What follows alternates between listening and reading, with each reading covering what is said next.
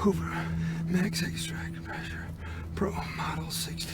Hoover, pressure Pro, max extract, Model 60. Hey guys, Pete here. We're at the end of the road. Once a week since episode 609 aired, I've been saying that I don't know what will happen next and that I think it's a great place to be. Today I'll do that one last time, and honestly, even as I'm saying that, it doesn't feel real. In just a few days, we'll know how the story of Jimmy McGill and Kim Wexler ends and say goodbye to the Breaking Bad universe for the foreseeable future. We have a title, a teaser, and some promo photos for episode 13 to discuss, so if any of that sounds like spoilers, then this is your chance to leave. And with that out of the way, let's get into it.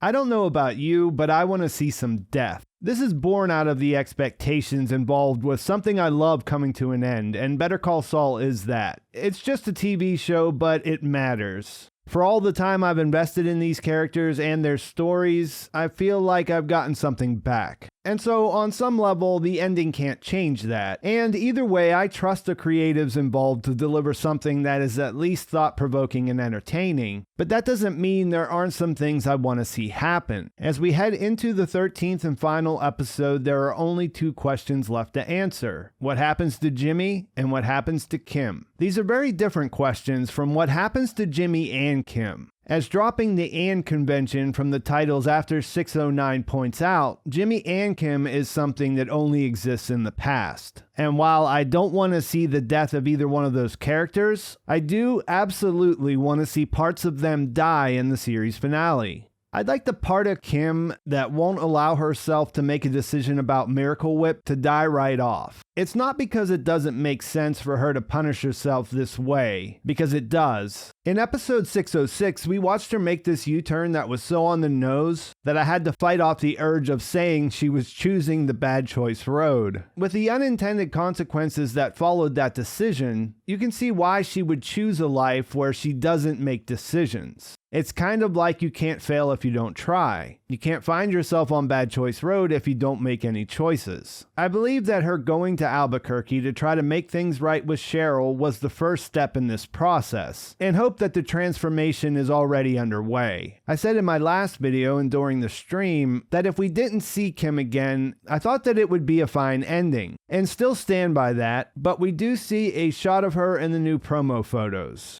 It doesn't give much away other than to show us that she does appear, but I did have another thought about her decisions in the last episode, which I'll come back around to. I'd also like to see the Gene Takovic part of Jimmy die. Marion has already taken care of the actual cover story through her Life Alert call, but the guy with the mustache who lives in that Omaha apartment does have a Panamanian passport and a Band-Aid tin full of diamonds. Plus, about a month or so ago, when his cover was blown by Jeff, he was able to arrange a Hoover Max Extract Pressure Pro Model 60 on the phone. To me, hearing him repeating those words in the finale teaser shows us that he's thinking of going that route again. He sounds winded, which makes sense if he's on the run, and there is some rustling noise in the background, so I imagine he's made it back to his apartment after leaving Marion's and is essentially doing the same thing he did back in episode 501 when he called Ed. Back then he changed his mind and decided to handle things himself, and this time I really hope that he doesn't even make it that far. Because more than anything, what I really want to see is the death of Saul Goodman, the part of this character who can sit behind his desk and tell the woman he loves to have a nice life before he brushes her off. The persona he built up over the years to cope with all this hurt that we've been watching him experience. In my mind, that's what I want to say goodbye to.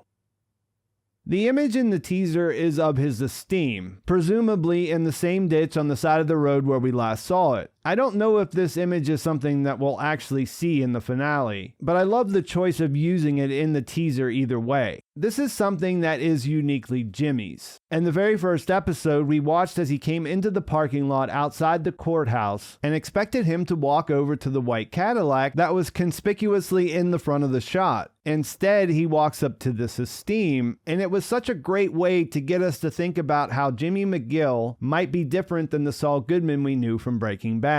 The car in the teaser is a symbol for the thing we're not sure still exists, a piece of Jimmy McGill. At the end of the last episode, when Gene didn't stop Marion from pushing the button, right after the words "I trusted you" seemed to snap him out of the place where his mind had taken him, we got one of the few glimpses of Jimmy we've seen in the 2010 timeline. I'd like to see more of that, and even though he's in survival mode and Saul's sensibilities might be useful for this current situation, I'm not sure any outcome where he retains that way of dealing with things would feel satisfying. And since I think Kim was right in her assertion that they are poisonous together, and that takes the idea of them coming back together as a way to solve Jimmy's problems off the table, I find myself wondering what would she want for Jimmy. In all those years in Florida, thinking about what she loved and what she gave up, and then seeing where he went with that, she knows him better than anyone else, so what would she want to see happen? During the live stream, it came up more than once how she came clean with Cheryl in a very commendable way, but still protected Jimmy by adding the "assuming he's still alive" part when she mentions Jimmy is the only remaining witness to what happened to Howard. This could be important for a lot of different reasons. It's not necessarily strange for her to try to protect him. That's something she's done consistently throughout the series. But what if this is something different? What if what she's doing here is refusing to make his choice for him? I would say that's also something that she did throughout the series, right up until she decided to try to help him get past his PTSD at the end of season 5 by going after Howard. The way that backfired and her general attitude of "you don't save me, I save me," which I think complements the way she never tried to turn him into something else, all point to her not wanting to intervene. There's also the call where he mostly attacked her silence in Saul mode. Towards the end of that, he starts to dial it back and in a pleading voice keeps saying her name. It's another instance where we almost can sense Jimmy is the one who's talking, and there's a noticeable reaction as soon as she hears it. There was a wall up while she was listening to him go off, and it comes down briefly in that moment. She does fight off any inclination to engage with him there, which doesn't look easy, and then says she's glad he's alive and hangs up, cutting him off. That shows there's still feelings there. And she watched him bury his after chucking Howard, and saw that come back up while she was signing the divorce papers across the desk from Saul Goodman. She knows she can't save him, so I imagine she's hoping for the same thing we're all hoping for. That he's finally able to look at what not facing these things is doing to him. The episode title is Saul Gone, and I'm sure that will have multiple interpretations, but if he can find a way to confront what he's done and not default back to being Saul as a way to avoid what needs to happen, then that would be preferable to what he's been doing since she left. How we get there is an entirely different question that doesn't feel nearly as important to me. I think the show has made us want to know how a person goes from being Jimmy to being Saul. And now that we've seen how dark that is, it's natural to wonder if there's a way he might redeem himself.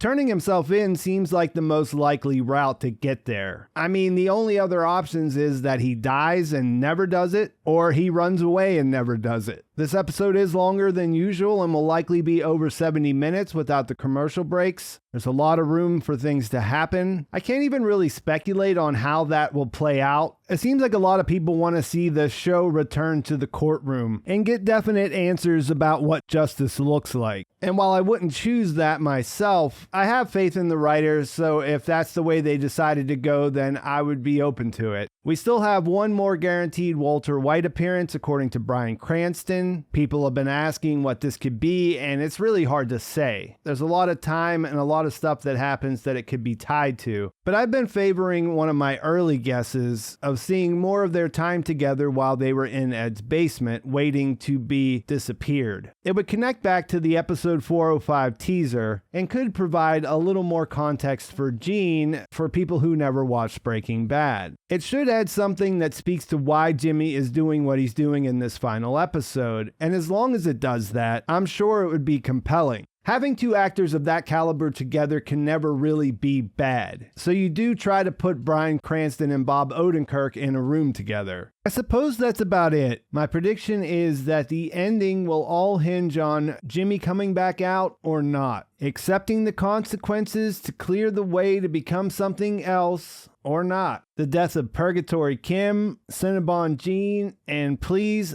give us the death of Saul Goodman. That's what I want to see, and I can't wait to see what they put together. It would be nice if Kim and Jimmy see each other again, but depending on the circumstances, I don't think it's really necessary. A Chuck flashback and or some of Kim's past would be a nice bonus, but there's really not much that I'm dying to see outside of what's happening with these two characters. I can't believe it's the last time we're doing this, but I guess that's a good place to leave things. Let me know in the comments what you're hoping to see. Escape, death, jail, reunited with Kim. I just hope he makes the decision, because I know everything they do will make sense, and I'm not expecting to see things happening to him. I'd like to see him go out on his own terms.